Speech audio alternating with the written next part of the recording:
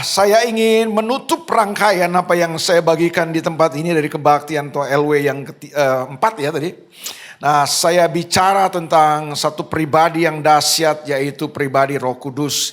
Dan dalam kebaktian ini saya ingin sharing kepada saudara tentang internal guidance system. Coba bilang sama-sama, internal guidance system. Coba bilang dulu sama-sama, internal guidance system. Oke. Jadi ada sistem panduan dari dalam yang hebat yang Tuhan siapkan buat kita. Nah, saya mau mulai dari sini dulu. Seandainya saudara adalah murid-murid Tuhan Yesus, saudara adalah Petrus, Yohanes, Yakobus, termasuk Yudas juga. Yudas kan juga murid Tuhan Yesus. Betul ya? Seandainya saudara adalah murid-murid Tuhan Yesus yang hidup bersama dengan Tuhan Yesus waktu dia melayani di muka bumi ini selama 3,5 tahun. Kemana aja Yesus pergi, saudara mendampinginya, saudara bersama-sama dengan dia. Bahkan saudara menyaksikan dengan mata kepala dan mata kaki saudara sendiri bagaimana Tuhan membuat mujizat, melakukan hal-hal yang luar biasa ya kan. Orang sakit disembuhkan, orang yang terikat dengan kuasa gelap dilepaskan, yang lumpuh bisa melihat, yang buta bisa berjalan. Betul ya saudara? Ya kan? Kalau saudara jadi murid-murid Yesus, satu kali Yesus bilang begini sama murid-muridnya. Ketika dia kumpulkan sebelum dia naik ke surga, dia bilang gini. Adalah lebih baik, adalah lebih berguna aku pergi kepada Bapa. Berarti dia pergi meninggalkan murid-murid kan. Nah, kalau saudara jadi murid-murid Tuhan Yesus, saudara happy gak mendengar kalimat Yesus itu? Ini saya nanya nih saudara ya, saya nanya. Oke. Saudara udah ngopi belum sih sebelum kebaktian ini? Kalau saya udah tadi sama Pak Ivan. Saudara udah ngopi belum? Lain kali kalau sebelum kebaktian ngopi dulu. Saudara, oke? Ini jam 5 berat. Saya ulang nih, saya nanya. Saya sabar deh. Saya tadi berdoa Tuhan kasih kesabaran untuk menghadapi jemaat LW 6 ini. Seandainya saudara murid-murid Yesus. Yang udah 3,5 tahun jalan bareng ikut Yesus kemana-mana bareng Yesus. Ngeliat mujizat-mujizat yang spektakuler ya. Ada masalah bersama Yesus tidak masalah. Kan gitu kan saudara kan. Betul gak sih saudara? Ada masalah bersama Yesus tidak masalah ya kan. Ingat satu kali murid-murid masuk ke bait Allah, mau masuk ke bait Allah bersama Yesus. Terus mesti bayar pajak kan, mesti bayar bea kan. Yesus kan gak mental gratisan ya kan. Bayar kita. Coba lihat kas. Yudas cek kas berapa. Wah perpuluhan persembahan belum masuk guru. Kas masih minim. Gak ada uang. Tapi kita mesti bayar. Kalau kita kan orang karismatik Pentakosta, Tuhan butakan mata para petugas. Enggak, Yesus gak begitu. Ya kan? Kita mesti bayar. Yesus berkata begini kepada Petrus. Salah seorang muridnya. Petrus, di situ ada kolam kamu pancing ikan. Ikan pertama yang kamu pancing buka mulutnya. Kamu ambil. Betul Petrus pancing ikan pertama yang dia pancing buka mulutnya ada uang Pak. Dari uang itu mereka bayar pajak, mereka bayar bea untuk masuk ke bait Allah. Ada masalah bersama Yesus? Tidak masalah. Oke ya? Masih ingat ketika orang banyak ribuan orang ikut Yesus. Terus kemudian Yesus berkata kepada muridnya, kamu harus kasih mereka makan. Mereka ini bukan hanya butuh pengajaran. Mereka udah lapar berhari-hari ikut kita. Kita mesti kasih makan. Masalahnya muncul kan murid-murid bilang, duit dari mana guru? Kita mau kasih makan orang sebanyak ini. Udah biar suruh mereka cari selamat masing-masing aja lah. Cari warung, cari restoran terdekat. Enggak, kata Yesus, kita mesti kasih mereka makan. Apa yang ada pada kalian? Kita gak punya apa-apa katanya. Kita cuma punya 5 roti dan 2 ekor ikan. Kata Yesus kemarin. Yesus kemudian mengucap syukur kepada Bapa di sorga. Dan dia memberkati 5 roti dan 2 ekor ikan itu. Yang makan berapa orang? 5.000 laki-laki Pak. Belum termasuk perempuan dan anak-anak. Yesus suruh mereka bagi-bagikan potongan-potongan roti. Dibelah-belah dibagikan. Semua makan. Cicip-cicip? Enggak. Mereka makan sesuka mereka, all you can eat. Jadi konsep all you can itu ada di Alkitab dulu sebenarnya. Mereka makan sesuka mereka. Boleh tambah boleh. Dari 5 roti dan 2 ekor ikan bisa kasih makan ribuan orang. Ada sisa? Ada Pak, 12 bakul. Ada masalah bersama Yesus. Iya kan? Seandainya saudara jadi murid-murid Yesus, saudara jadi Petrus, Yakobus, Yohanes, termasuk Yudas. Ini saya nanya nih ya, saya nanya nih. Seandainya saudara murid Yesus. Waktu Yesus ngomong kalimat ini adalah lebih baik, adalah lebih bermanfaat bagimu untuk aku pergi kepada Bapa. Berarti Yesus meninggalkan mereka. Saudara happy gak kalau jadi murid-murid? Nah ini aja susah banget, saya perlu jelasin dulu. Saya percaya kita gak akan happy dengar kalimat itu, betul gak? Mungkin kita pikir gini, Yesus salah nih. Bukannya lebih baik Yesus bersama-sama dengan kita. Kalau Yesus bersama dengan kita kan ada masalah. Bersama Yesus tidak masalah, kan gitu kan. Tapi waktu saya renungkan kalimat Yesus itu, Yesus gak salah. Betul yang Yesus katakan. Adalah lebih baik untuk aku pergi kepada Bapa, kata Yesus. Karena kalau aku pergi kepada Bapa, kata Yesus, ini dia. Ini implikasi dari Yesus kalau dia pergi kepada Bapa. Dia akan minta kepada Bapa seorang penolong yang lain. Siapa dia? Roh Kudus. Roh Kuduslah yang akan menyertai kita. Dahsyat. Amin, saudara. Coba kita lihat dulu ayatnya ya, supaya saudara ngerti. Yohanes pasal yang ke-14, ayat yang ke-15. Jadi kita mulai dari sini dulu ya. Yohanes 14, ayat yang ke-15. Ini Yesus yang ngomong. Sudah kumpulin murid-muridnya, dia bilang gini. Jikalau kamu mengasihi aku. Kita baca sama-sama lah ya. Dengan suara yang tajam, aktual dan terpercaya. Yuk.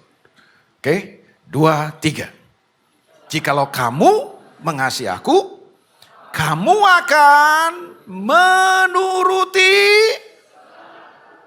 1-2 perintah atau segala? Yakin. Jikalau kamu mengasihi aku, kamu akan menuruti segala perintahku. Jadi tanda orang mengasihi Tuhan itu bukan pakai kalung salib, Pak. Tanda orang mengasihi Tuhan Yesus itu bukan sekedar datang ke gereja. Datang ke gereja bagus, tapi itu bukan tandanya. Tandanya adalah kita menuruti segala perintahku, kata Yesus. Bisa Pak? Bu? Bro? Bisa? Jangan ada dusta di antara kita. Saudara gak perlu cerita tentang hidup saudara. Dari sini saya lihat, saya teropong saudara. Saya gak yakin saudara. Coba lihat wajah samping kanan kiri saudara, saling lihat dulu, coba lihat. Yakin saudara? Orang di sebelah saudara itu bisa melakukan segala perintah Tuhan? Ya kan? Saya gak yakin. Dari tampang ngeliat, gak yakin. Coba saudara lihat tampang saya baik-baik. Jangan sungkan. Saudara yakin? Senyum saudara sudah mengatakan itu kayaknya kan. Bahwa saudara pun gak yakin sama saya, betul kan? Gak ada lah kita yang yakin lah. Jangankan segala perintah Pak. 1-2 perintah aja berat banget. Betul kan? Gimana mungkin saudaraku? Susah Pak. Gak bisa Pak. Ketika kita sudah setia. Sudah mencintai seorang suami. Dari nol dia gak punya apa-apa dengan ketulusan cinta kita. Kita putuskan itu bersama dengan dia, mendampingi dia sebagai istri. Tapi tiba-tiba ketika dia sukses dikit, dia main perempuan lain, dia selingkuh. Dia khianati cinta kita. Waktu kere, kita yang setia mendampingi dia. Begitu dia senang, dia sukses, perempuan lain yang menikmatinya. Bu, jangan ada dusta di antara kita. Bisa menerima dan mengampuni suami model gini? Nggak gampang.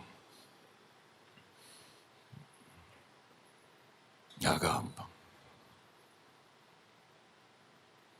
Ketika orang lain yang kita sudah tolong, kita sudah bantu, kita sudah berjuang buat dia. Tapi tiba-tiba gini, dia tusuk kita dari belakang, dia tikam kita dari belakang. Itu kalau mantan preman, biasanya bahasanya begitu, tikam, tusuk gitu kan. Kalau mantan pembalap atau anak motor, geng motor lain lagi biasanya kan. Saya udah bantu, saya udah tolong dia, saya udah anggap dia saudara, tiba-tiba dia salib gue di tikungan. Itu biasanya, itu bahasa anak motor ya biasanya, salib. Kalau bahasa mantan tukang jahit beda lagi. Gue udah bantu dia, gue udah tolongin dia, gue udah anggap dia saudara. Dia gunting gue dalam lipatan. Itu bahasa mantan tukang jahit biasanya. Gitu. Terus kita suruh menerima, mengampuni. Daging kita ini terlalu rapuh dan lemah untuk bisa melakukannya. Betul saudara? Betul gak sih? Atau cuma saya yang gak bisa? Saudara, kuat ya, bisa-bisa semua ya. Udah siap. Bisa? Bisa melakukan segala perintah Tuhan. Wah, di saat usaha saudara lagi jaya, omset meningkat terus, wah pelanggan datang, saudaraku, aset tambah meningkat, tabungan malah bertambah tidak berkurang. Semua berjalan manis, keluarga harmonis, anak-anak manis semua. Saudara tetap bisa bersyukur dan bersukacita itu gampang, Pak. Tapi waktu bisnis saudara terpuruk, saudara ditipu orang habis-habisan, saudara bangkrut. Istri mulai ngomel-ngomel, Pak. Nyerocos terus kayak radio rusak tiap hari. Sahabatmu satu persatu meninggalkan engkau. Kau minta tolong semua mereka buang muka. Bisa tetap bersukacita dan bersyukur? Susah. Makanya ya, insya Allah kalau saya baca ayat 15 ini saya lihat tuh, saya gak yakin, Pak. Gak yakin. Tapi untung ucapan Yesus tidak berhenti di ayat 15. Ada ayat 16-nya. Kasih tahu sebelah. Untung ada ayat 16. Bilang. Ini kalau cuma sampai ayat 15 ya, saya lihat tuh, saya gak yakin. Untung ada ayat 16. Ayat 16 bilang apa? Yesus kemudian bilang gini. Aku akan minta kepada Bapa. Dan dia akan memberikan kepadamu seorang penolong yang lain. Supaya apa? Penolong yang lain tuh Roh Kudus menyertai kamu. Berapa lama? Ayat 17 lebih keren lagi. Jangan tepuk tangan dulu ya, 17 nanti ini. Baru habis 17 baru. 16 jangan dulu bro, ya kan. Ini 16 udah keren. Tapi tambah 17 lebih keren lagi. 17 bilang apa? Yaitu Roh kebenaran. Siapa penolong yang lain itu? Roh Kudus. Siapa itu Roh Kudus? Roh kebenaran. Dunia tidak dapat menerima dia. Sebab dunia tidak dapat melihat dia dan tidak mengenal dia. Tetapi kamu mengenal dia. Kata mengenal itu kata ginosko itu. Kamu mengalami dia. Dan ini yang dahsyat. Sebab ia menyertai kamu. Dan akan diam di dalam kamu. Dahsyat. Ini baru tepuk tangan kalau begini. Karena ini yang membuat kekristenan kita jadi berbeda dengan semua agama dan kepercayaan yang lain. Semua agama mengajarkan ada Tuhan yang besar, Tuhan yang hebat, Tuhan yang tidak terbatas, Tuhan yang maha kuasa. Tapi cuma kekristenan dan Alkitab yang mengajarkan bahwa Tuhan yang dahsyat, Tuhan yang hebat, Tuhan yang tidak terbatas itu memutuskan untuk tinggal dan berdiam dalam kita. Makanya kalau saya baca 15 saya gak yakin sama saudara. Tapi begitu saya baca 16-17 saya lihat saudara. Saya yakin saudara. Amin. Saya yakin saudara bisa melakukan segala perintah Tuhan. Amin. Bukan karena saudara bisa. Tapi karena ada seorang penolong yang diutus buat kita. Dia akan berdiam dan tinggal dalam kita. Roh Kudus namanya. Dia pribadi Allah Tritunggal. Dia bukan sekedar kuasa dan pengaruh. Dia pribadi Allah yang dahsyat, yang tidak terbatas. Dan pribadi Allah itu memutuskan untuk tinggal dalam kita. Dan dia bukan hanya tinggal dan diam dalam kita. Dia akan mengerjakan sesuatu yang hebat dalam kita. Supaya kita bisa mengerjakan segala perintah Tuhan dalam kehidupan kita. Saudara bisa mengampuni. Saudara bisa membalas kejahatan bukan dengan kejahatan. Saudara akan mengalahkan kejahatan dengan kebaikan. Bukan karena kita hebat, bukan karena kita bisa. Tapi karena ada Roh Kudus pribadi Allah yang akan memberikan kita kekuatan dan kuasa kemampuannya. Amin. Bahkan ini yang dia mau kerjakan sama kita. Saudara. Kita lompat ke ayat 26 ya. Ayat 26 bilang gini. Ini yang Roh Kudus mau kerjakan dalam hidup kita. Tetapi penghibur yaitu Roh Kudus yang akan diutus oleh Bapa dalam namaku. Dialah yang akan, apa katanya? Mengajarkan segala sesuatu kepadamu. Dan akan mengingatkan kamu akan semua yang telah kukatakan kepadamu. Jadi betul betul yang Yesus bilang. Adalah lebih baik untuk dia pergi kepada Bapa. Karena kalau dia pergi kepada Bapa, dia akan minta kepada Bapa seorang penolong yang akan berdiam dalam kita. Tinggal dalam kita. Ada pribadi Allah Tritunggal yang dahsyat yang hidup dalam kita. Dan Roh Kudus yang dalam kita ini dia akan mengerjakan apa? Dia akan mengajarkan segala sesuatu kepada kita. Setuju gak saudara kalau saya bilang gini? Kita banyak gak tahu apa-apa dalam hidup ini, betul gak saudara? Semua pengetahuan, semua pengalaman kita terbatas Bapak Ibu. Saudara belajar ilmu bisnis, saudara tahu tentang bisnis. Saudara tahu prinsip bisnis, teori bisnis. Tapi saudara gak tahu tentang hukum. Saudara belajar ilmu hukum, saudara tahu pasal-pasal hukum. Saudara gak ngerti teori bisnis. Itu manusia, itu kita. Kita punya pengetahuan, kita punya kemampuan, kita punya pengertian yang terbatas. Tapi saya mau beritahu sama saudara, ada pribadi Allah yang tak terbatas, yang tinggal dalam saudara. Dan dia mau mengajarkan segala sesuatu kepada kita. Sayangnya ini saya bilang, sayang sekali. Ada banyak orang Kristen hari ini, percaya Roh Kudus. Percaya Roh Kudus adalah pribadi Allah. Kita percaya. Kita tahu Allah Tritunggal, Bapa, Anak, dan Roh Kudus. Kita tahu Tuhan ada dalam kita. Tapi sayangnya gini, kita tidak membiarkan hidup kita dipandu. Kita tidak membiarkan diri kita dituntun oleh sebuah sistem panduan dari dalam. Kita bergantung kepada sistem panduan dari luar. Kita lebih banyak bergantung kepada external guidance system. Kita nggak membiarkan diri kita untuk dituntun dan dipandu oleh sebuah sistem panduan dari dalam. Yaitu Roh Kudus yang sebenarnya gini, dia adalah pribadi Allah yang tidak terbatas. Apa sih yang Roh Kudus nggak tahu? Semua dia tahu segala hal. Bahkan apa yang tidak pernah kita ketahui dalam kehidupan kita, dia tahu Pak. Dan dia mau mengajarkan kepada kita segala sesuatu. Itu yang saya bilang, terbanyak kita hancur. Kenapa? Karena kita so tahu dalam hidup kita. Kita banyak bergantung kepada tuntunan dari luar. Bahwa saya mengerti kita sedang hidup di satu zaman di mana kecanggihan teknologi, kemajuan pengetahuan yang begitu dahsyat hari ini. Tapi boleh saya beritahu sama saudara, teknologi dan pengetahuan ada batasnya. Tapi ada pribadi yang tidak terbatas di dalam saudara yang mau mengajarkan segala sesuatu kepada saudara. Namanya Roh Kudus. Please, tolong jangan abaikan dia. Terbanyak itu yang saya bilang, kita percaya dia, kita percaya ada Roh Kudus. Tapi kita seringkali mengabaikan dia. Kita seringkali gak nganggap Roh Kudus dalam kita. Padahal Roh Kudus pribadi Allah dalam hidup kita telah menyiapkan kepada kita sebuah sistem panduan yang sangat hebat dari dalam kita. Berapa banyak kita buat keputusan, kita buat pilihan. Kita gak bergantung sama sistem tuntunan dari dalam. Kita dituntun oleh teknologi, kita dituntun oleh ChatGPT hari ini. Saya tidak anti dengan semua itu. Tapi yang saya mau beritahu begini. Semua kecanggihan teknologi ada batasnya. Hari ini mau gak kita membiarkan Roh Kudus menuntun kita dari dalam? Ini kan lagi viral nih banyak. Khotbah pakai ChatGPT. Viral Pak. Sebanyak pendeta hari ini menyiapkan khotbah dari ChatGPT. Keren gak? Bagus. Pembahasannya bagus Pak. Urayanya bagus. Tapi boleh saya beritahu sama saudara gini. Semua kecanggihan teknologi dan pengetahuan ini tidak akan pernah bisa mengubah kehidupan seseorang. Cuma Roh Kudus yang bisa mengubah kehidupan orang.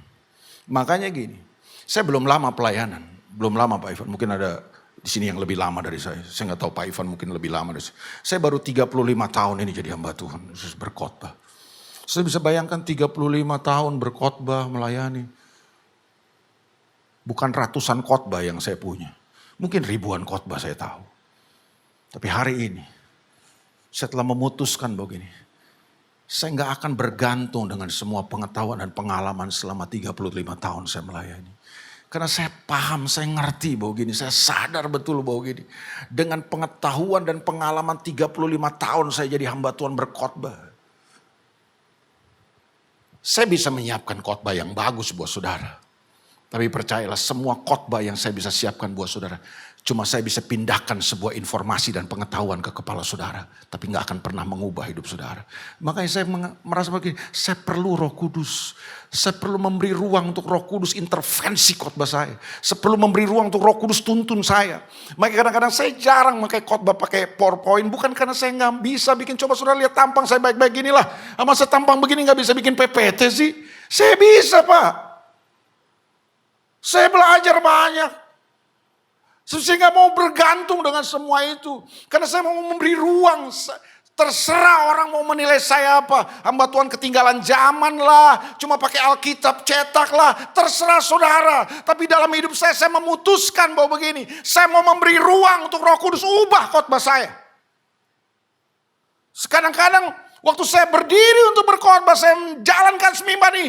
Tuhan bisa ubah khotbah saya. Saya harus merubahnya. Kadang-kadang ketika saya berdiri di mimbar ini, ada ayat-ayat firman Tuhan yang Roh Kudus sampaikan untuk saya sampaikan. Saya akan sampaikan. Saya akan abaikan semua yang saya siapkan dari rumah. Karena saya cuma memberi ruang buat Roh Kudus. Karena saya sadar bahwa gini, 35 tahun pelayanan ini, pengalaman saya dalam melayani, saya bisa Pak.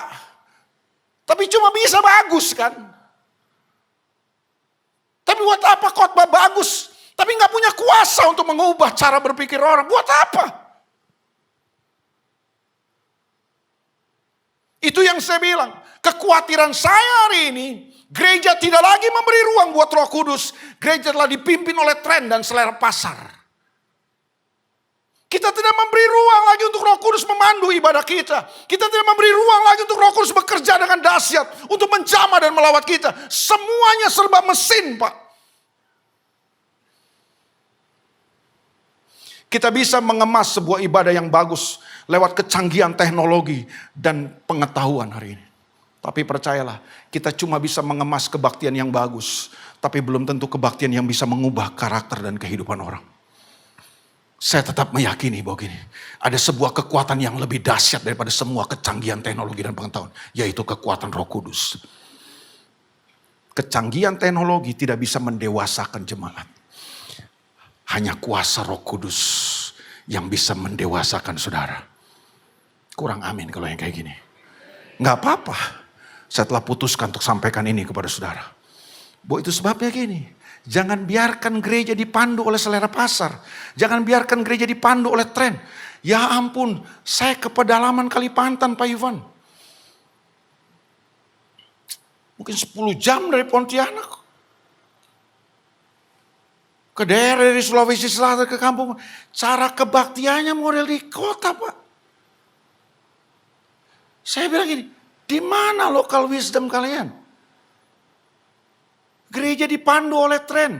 Kayaknya kalau kebaktian kita gak model kayak yang di Jakarta sono, kita ketinggalan zaman.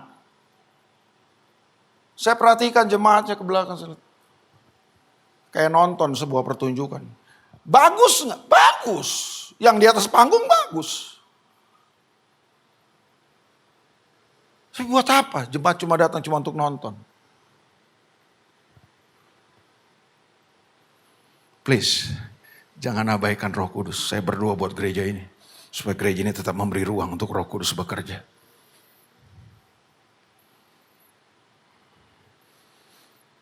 Ada internal guidance system yang Tuhan siapkan buat kita. Wajah saudara udah tertekan ya. Saya langsung masuk aja kepada poin akhirnya saudara. 1 Korintus pasal yang kedua ayat yang ke-9.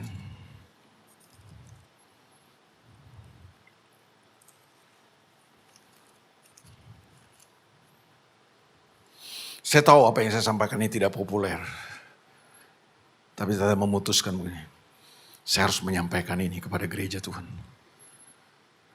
Terlepas bahwa setelah ini mungkin saya akan disalibkan oleh saudara.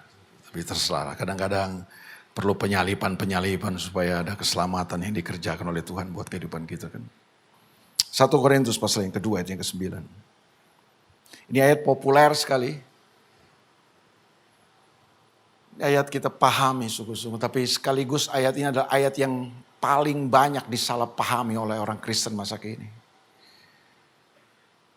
Tetapi seperti ada tertulis, apa yang tidak pernah dilihat oleh mata dan tidak pernah didengar oleh telinga Dan apa yang tidak pernah timbul di dalam hati manusia. Semua yang disediakan Allah untuk mereka yang mengasihi Dia. Bahkan ayat ini sudah dijadikan sebuah lagu kan. Apa yang tak pernah dilihat mata. Tapi seringkali disalahpahami ayat ini karena kita berpikir ayat ini tentang materi. Tentang mobil Alphard, tentang rumah mewah, tentang apartemen mewah.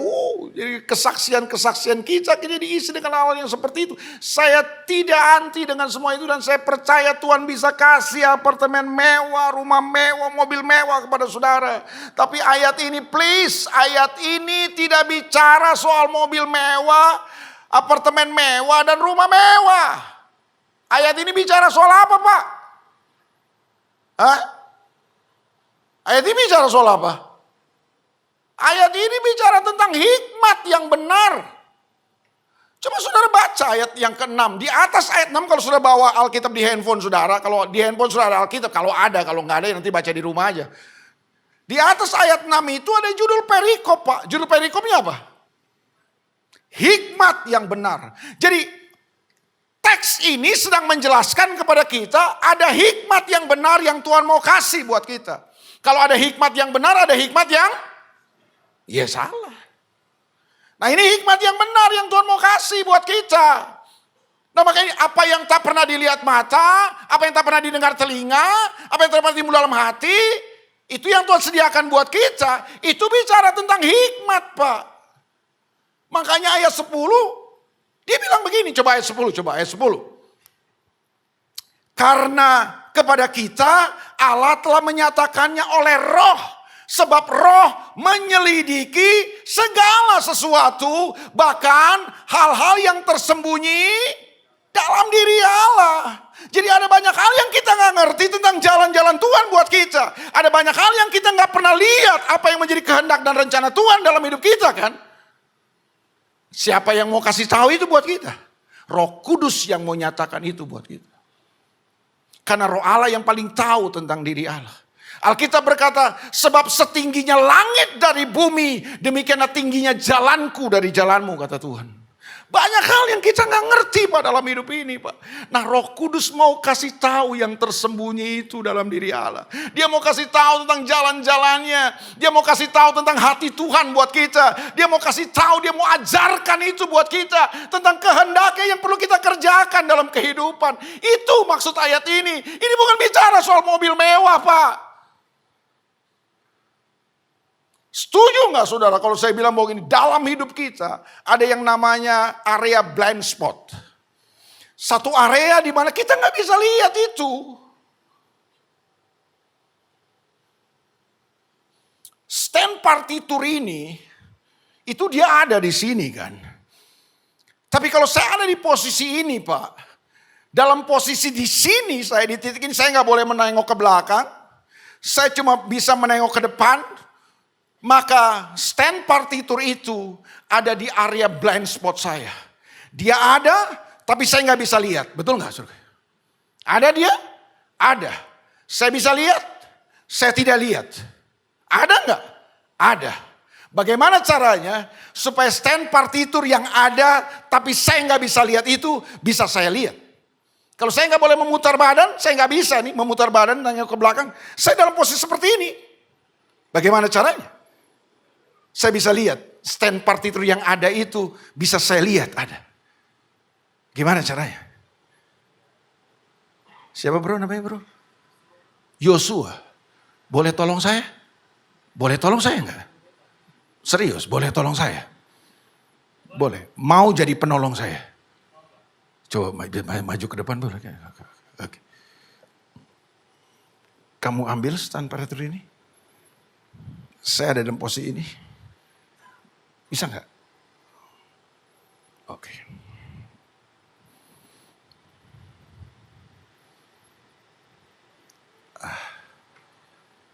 Saya bisa lihat sekarang. Kenapa saya bisa lihat? Ada yang nolong saya. Siapa yang nolong kita? Bukan Yosua. Yosua yang nolong saya bawa ke sini supaya saya bisa lihat. Yang nolong kita dalam kehidupan. Apa yang kita nggak bisa lihat. Akhirnya kita bisa lihat. Karena apa? Ada yang nolong. Thank you Yos. Balikin lagi deh Yos. Takutnya nanti marahin pemain musik lagi nanti kita. Itu maksud ayat ini Pak. Nah itu yang kerjain siapa tuh? Roh Kudus. Makanya dia mau mengajarkan sesuatu kepada saudara. Saya mau tutup dengan ini. Saudara pernah baca Alkitab enggak? Enggak apa-apa sih bilang. Enggak pernah juga tetap masuk sorga. Memang pertanyaan saya agak menyerang sih. Oke. Saya ulangi pertanyaan saya. Pernah baca kitab Daniel enggak saudara? Oke. Ada satu kisah di kitab Daniel Pak. Satu kali ada seorang raja namanya Nebukadnezar. Ini raja berkuasa kerajaan Babel. Dan waktu kerajaan Babel itu adalah kerajaan adikuasa. Superpower, negara adidaya lah, superpower lah. Besar, berkuasa. Nah raja Nebukadnezar kemudian bermimpi Pak. Dia bermimpi dan mimpinya itu sangat menggelisahkan hatinya. Dia gak bisa tenang, dia gelisah. Dia pokoknya terusik dengan mimpinya. Itu sebabnya dia kumpulkan orang-orang pinter, ahli-ahli semua di seluruh kerajaan Babel. Dikumpulkan Pak. Sudah siap kumpul mereka. Ini udah dengar-dengar kan? Raja bermimpi. Gelisah raja ini. Wah mereka udah siap dengan semua buku di tangan mereka. Ilmu yang mereka pelajari, catatan. Silakan Baginda. Ceritakan mimpi Baginda.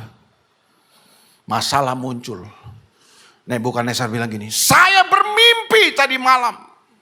Oke mereka manggut-manggut.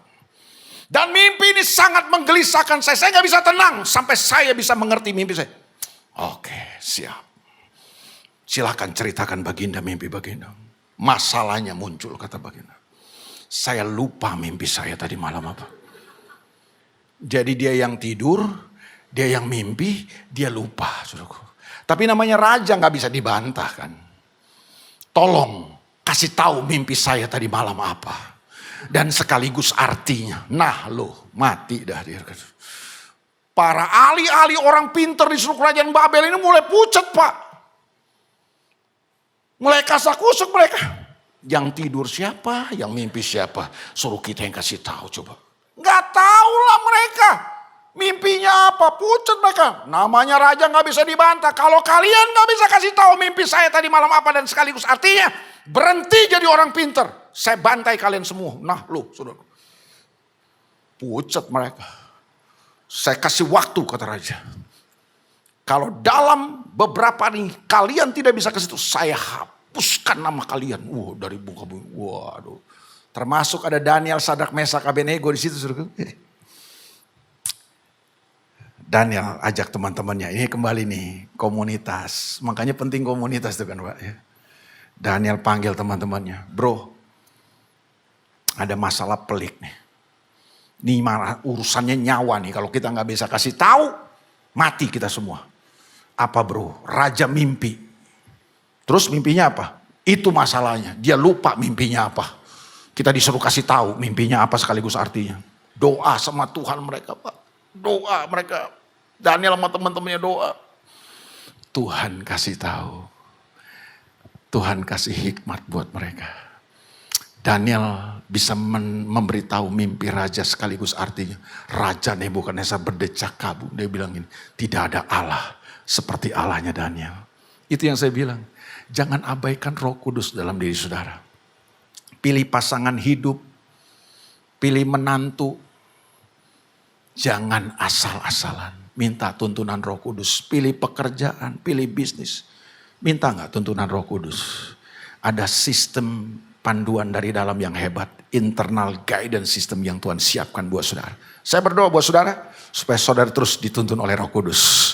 Bukan oleh pengalaman, pengetahuan, dan yang lainnya. Kita mau bergantung kepada tuntunan Roh Kudus. Roh Kudus akan menuntun kita bukan ke tempat yang menyenangkan mungkin. Tapi pasti dia menuntun kita ke tempat-tempat terbaik dalam kehidupan kita. Selamat dituntun oleh Roh Kudus dalam kehidupan saudara. God bless you all. Tuhan berkati saudara.